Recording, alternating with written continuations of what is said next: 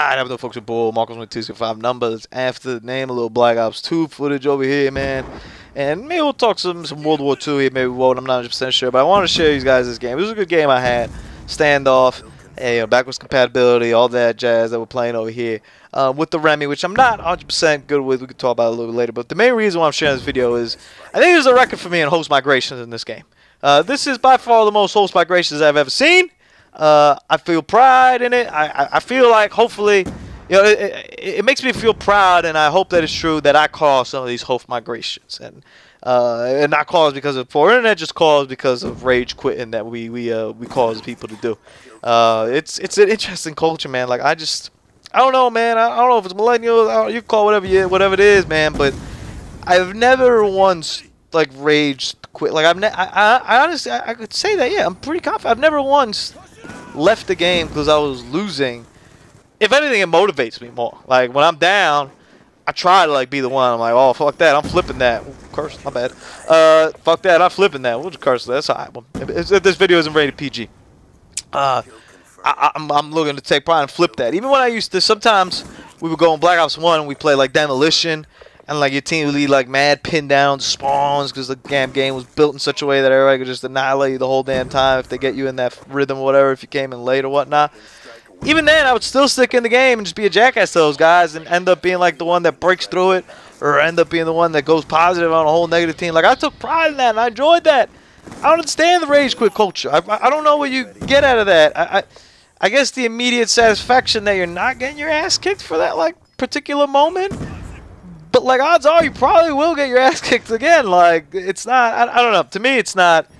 It's not a solution of anything to me. Just rage quitting like that, and I don't really 100% get it. I mean, we're gonna see plenty of that I think in this gameplay over here. You know, teach them, but let me know, man. If you guys rage quit, let me know. I guess the only argument I could take is life's short. Why waste your time getting your ass kicked for 10 minutes in a game when you can just go and play another game?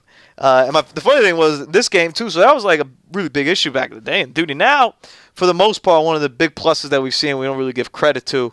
There's a lot of good things that have come out of like new duties. Like we all see the negatives, and rightfully so. There are a lot of negatives to the point where I'm not even playing like Infinite Warfare this year. Like so that says a lot. But in terms of connection-wise and everything, that's improved a lot. And you know, we don't see these host migrations anymore. You know, it kind of started with back in the old days when the host left, the game ended. I remember, I think that was how World at War was. Like the host left, the game ended. That was it. I mean, you imagine if you're on a heater and you're having the game of your life, and you just happened to have too good of a game of your life, and everybody bounced, and you got just lost. You know. And then eventually we got to host migrations, which was a big improvement. And then we kind of got tired of host migrations because you get games like this where everybody's just migrating the whole time. So that wasn't good. And now we're kind of clean, right? We're still on peer-to-peer servers. There are, I think, some dedicated servers. Don't 100% quote me on that. It's kind of ridiculous that they aren't 100% dedicated at this point. But, hey, you know, that's how you make money, man. You don't make money too much by spending a ton of money. You make money by saving money sometimes and spending some other times, and they clearly think that that's not as important to spend on or to do. My man right here, oof, gosh. I mean, when the game's been out this long, you're still trying to put the damn shield up and do that whole jazz. I mean, homie, like I want to talk about entertainment value there. Like, come on, man, work with me, brother. Let's do this. Lightning strike, centric gun combo on this is just, it is such a beauty, such a beauty. How did that guy just stab me? Gosh, that hurts me inside. But we kind of take these things for granted now. We're like the connection's smooth or whatever. So it kind of caught me off guard. It still catches me off guard sometimes when there is a host migration in this game. Like I'm like, oh yeah, host migration, that's the thing. And this game, they were so abundant. I'm like, damn. I was like, another host migration. What the? That's Remy full force right there. Yeah, when you get that long range Remy over there, 'cause I got the long barrel. You know what I'm saying? Like, that's what we talking about. Speaking of what we talking about though, man. Little World War II updates over here, man. We've been trickling out over here. I've gotten some more information on the Division. I got kind of an explanation what it is. It's still a little bit strange to me that we fully can't get like a whole explanation, but like, it's interesting to me. Let me put it this way. It's interesting to me that we haven't seen a menu, or at least I haven't seen to this date, like what the menu looks like. And I imagine the logic is that it's going to change. But even if it's changing, I think it would be kind of good to just show the menu so people kind of understand what we're looking at. But I guess what we're seeing is that you'll still be able to kind of create your class within these divisions. So I'm still the question I still have, and I think the answer is no. Is in order for me to use a submachine gun, do I got to be part of the submachine gun division, or like I don't know if it's airborne or I don't remember the rest of them, but like is that the only way that I could equip a submachine gun is by being in that division, or can I equip it while I'm not in that division and something else? I'm not 100% sure about that. The perks, from what I've understood, are like there's 2 I believe that are kind of assigned as per what your division you are. And there's a 3rd one that you could kind of pick, kind of like a wild card situation. And I've understood that there's some sort of pro perk element to it, as in when you level up in your division, it'll improve some of these. I don't even remember the proper terminology that I heard about it, but it's not perks. It's like people are kind of reluctant to call it perks. It's I don't know if it's traits or abilities or whatnot. I don't know. I'm really curious to see this in the beta and see this in action and see if this is truly a complete 180 from what we know as a creator class system, or are these more of a specialist kind of things, or is this a combination of both? It's interesting. I don't know. I don't really feel creator class is something we really needed shuffled. It kind of works. I don't know, but. Hey, you know, if they have a cool take on it and it works, I'm definitely optimistic to see what it is. I'm giving Sledgehammer a complete benefit of the doubt here. The fact that we're going back boots on the ground is already good enough for me. That's already a good enough starting point.